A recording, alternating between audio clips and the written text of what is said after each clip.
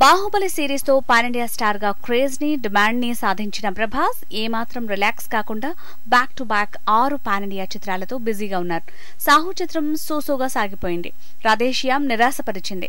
అయినా ప్రభాస్ లో జోష్ ఏమాత్రం తగ్గలేదు. భారీ బడ్జెట్ చిత్రాల్ని లైన్ లో పెట్టేస్తున్నాడు. మరి ఇంకొంచెమైనా విశ్రాంతి తీసుకోడా బాస్ అంటూ వాపోతున్నారు ఫ్యాన్స్. ఆదిపురుష్ గా 2023 సంక్రాంతి బరిలో దిగుతున్నాడు. ప్రాజెక్ట్ కేని సైంటిఫిక్ థ్రిల్లర్ గా తెరకెక్కిస్తూ ఉండటంతో ప్రభాస్ కి తీరికే లేదు. ఇక సలార్ సందడి కూడా మామూలుగా లేదు.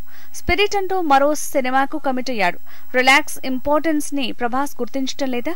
మారుతి డైరెక్షన్ లో రాజా డిలక్స్ కి గ్రీన్ సిగ్నల్ ఇచ్చాడు.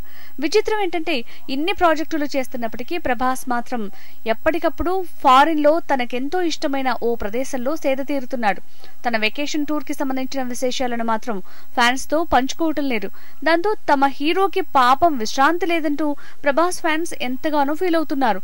ఇందుకే ప్రభాస్ వెళ్తున్నది ఏ దేశం, ఆయనకి ఇష్టమైన వెకేషన్ స్పాట్ ఏంటి అనే ఆసక్తి నెలకొంది. ప్రభాస్ రిలాక్సేషన్ కి వెళ్తున్న దేశం ఇటలీ.